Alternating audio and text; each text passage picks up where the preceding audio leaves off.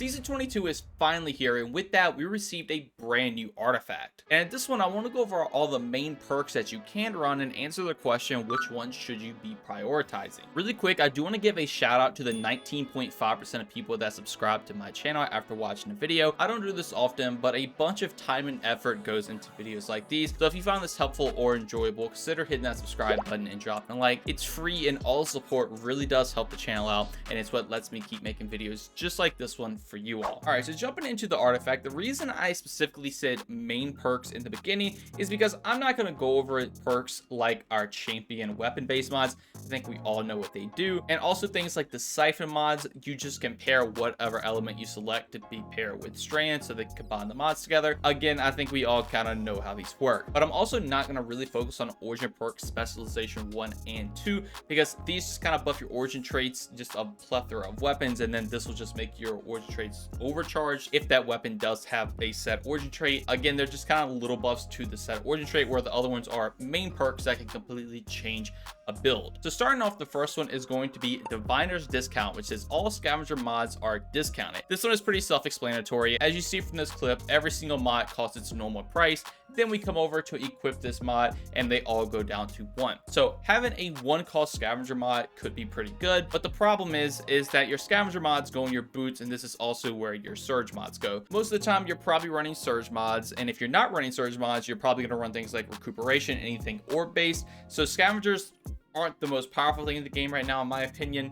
So I don't think this perk's going to get that much use, but you know, it does make them go down to 1. So if you want to run some scavengers, this is definitely one you should take. Now our next one is going to be Thanatotic Tangles. I think I said that correctly, but strand weapon final blows have a chance to generate a tangle. This again is another pretty self-explanatory one. The main thing is how many kills it takes to generate them, and from my testing, it takes about 4 to 5 kills to make a tangle. A cool thing with this is that you can run any subclass and still make tangles, but I don't really know why you want to do that, because most of the time if you're going to play into tangles, you're probably going to be playing strand to buff those tangles, and if you're playing a strand, almost everything in the strand kit can make a tangle, so you don't really need an artifact perk in my opinion to make it. But if you are struggling to make tangles and you are playing a strand build, this is obviously a no-brainer to slot in. You can just make a tangle a lot faster, and you don't have to rely on one of your abilities to do it. Now our next mod is going to be Elemental Orbs Void. Now I'm going to group these together with Elemental Orbs Arc and Solar because they pretty much do the exact same thing. So what this is going to do, if you get a weapon kill that matches your subclass type and have the respective artifact perk equipped, you can make these orbs. Void will make enemies volatile, Solar will make enemies scorch, and Arc will make enemies jolt. You're going to spawn these orbs pretty much every 3 to 4 kills from my testing, and you can kind of view them as mini Warbond cells, and they do have additional benefits depending on whatever flavor they are. Now just as a base, these aren't super incredible. It is extra damage, which you do have to run around and pick them up. There are going to be other ways we can play into them once we get laid into our other mods. Now the next mod is Overload Machine Guns. Again, kind of the same way these other ones is, just make sure machine guns overload. We understand what it does. But our next main mod is Elemental Fury. So while stunned, champions take bonus damage from your abilities and elemental orb damage. So taking a look at this clip, when I use my arc melee ability on this champion, I do 7,807 damage. Now if I do stun that champion, that will buff that melee damage up to 10,540 damage. That is going to be a 35% increase to your ability damage, and obviously that is pretty strong on paper. Being that some of your abilities can just stun champions now, take for example something like Jolt, that means you can stun an overload champion, then that grenade that you use to stun it if you are running the fragment will start doing more damage. That is really, really cool, and I think that could be strong. A 35% damage increase is very noticeable. Now, the really interesting part about this is with Elemental Orb. So if I throw an Elemental Orb, I'm going to do 12,919 damage. Now, if I throw an Elemental Orb to a champion that's been stunned, it goes up to 21,962. That is pretty much a 70% increase in damage, and obviously if there's an orb laying around, this is definitely something you should throw if you have this perk equipped. So overall, Elemental Fury, a pretty solid perk, and it's definitely something I would prioritize, especially if you're doing GMs. Now next up on the list is Communal Pickups. So when an ally destroys or picks up your Tangle or Elemental Orb, the Tangle cooldown is reduced by 5 seconds and you gain bonus damage with weapons matching your subclass for 10 seconds. So even though this is a longer one to read, this one's also kind of self-explanatory. If someone throws your tangle or orb or shoots it, you're going to get that cooldown reduced to 5 seconds. Now on top of that, you're also going to be getting a 22% damage increase for 10 seconds. So this could have some interesting playstyles where you could have your teammate always shoot this, and then you could just constantly keep this damage boost up. But on top of that, the main thing is, if you're running a tangle based build, say something like the Wander or even the new Hunter aspect, I'm pretty sure, literally this just means if someone takes your tangle, it's just a 5-second cooldown. It's a nice little refresher. You don't have to worry about somebody stealing your tangle or anything of the sort. And I think this is just a very solid relief perk, and then you also get a little bonus with that damage boost, which is nice. So overall, I would highly recommend Communal Pickups if you are playing into those orb based builds. Now next up, we're going to have refreshing pickup. So picking up a tangle or elemental orb grants energy to your least powered ability. As you see from the clip, you pretty much get about half of your energy back whenever you pick one of these orbs up. This on Strand is nice, but I wouldn't say it's the strongest because you will get locked out and have that tingle cooldown. But with the other elemental orbs, since you can just make them again every 3 to 4 kills, you can always pick these up and just always be refilling your energy over and over again. This is something I would highly recommend investing in if you are taking elemental orbs, because this is just a bunch of passive ability cooldown just by picking them up over and over again. Now next up, we're going to have semi-auto striker. So if you have fewer than 2 stacks of armor charge, rapid precision shots with bows, snipers, and scout rifles generate an armor charge. So for my testing, this is going to depend on your weapon archetype. With a scout rifle, it took around 5 to 6 shots to actually give myself an armor charge, and you don't have to shoot this on a boss, which is where you would think it's intended. You can actually just shoot this on ads. If you get rapid precision hits, you will get an armor charge.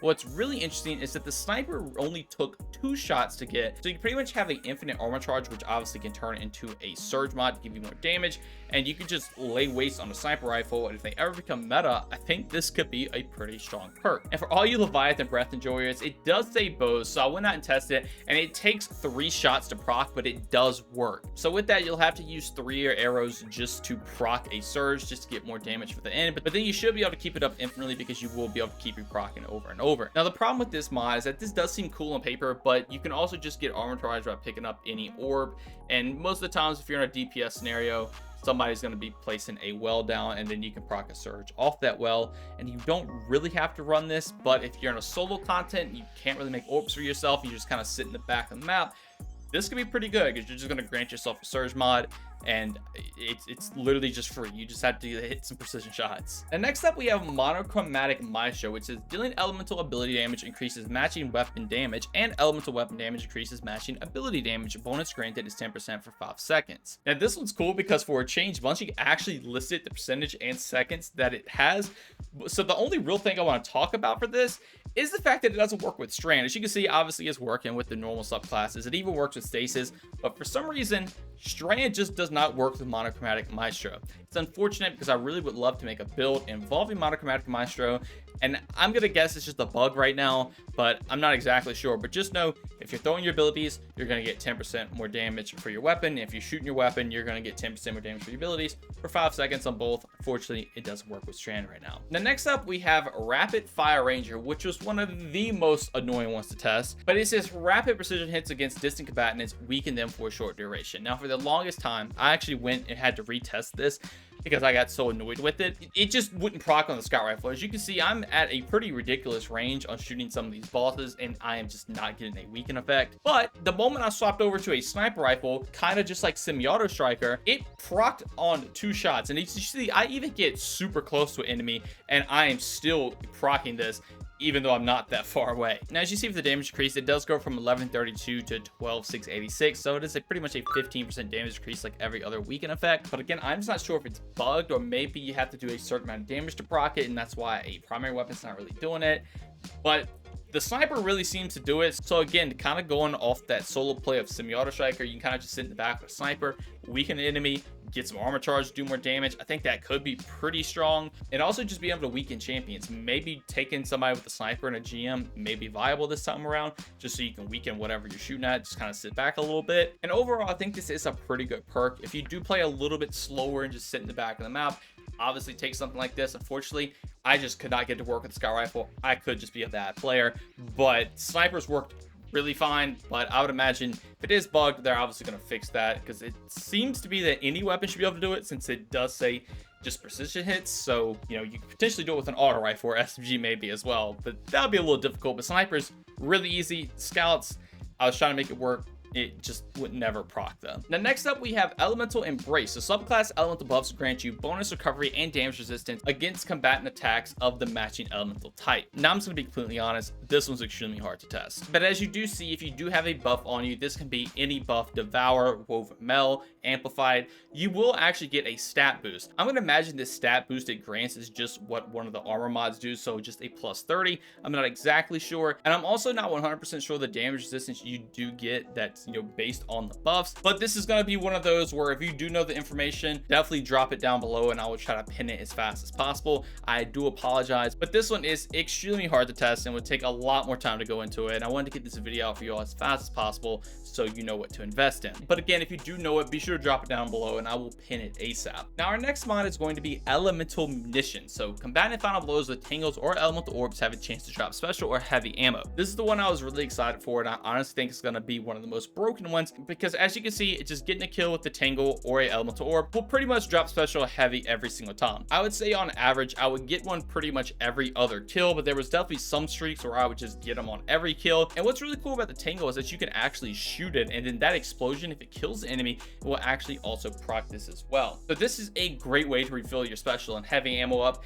Again, this procs a lot for me in my testing. I definitely think this is going to be a strong contender for the best artifact perk on day one, because with 6 people, you're going to be making orbs everywhere, which means everyone can throw them and just always make heavy ammo. Now, for our final mod, we have Frenzied Stacks. Your armor charge grants bonus damage to your thrown Tangles or Elemental Orbs. Your armor charge now decays over time. So this one is just all about buffing the damage of your Tangles or Elemental Orbs. So just start off with the base damage. A normal Elemental Orb with nothing on it just does 25,615 damage. With 1 stack of armor charge, that will increase to 33,299 damage, which is a 30% damage increase. And then with 2 armor charge stacks, it does go up to 40,748 damage, which is a 59% damage increase.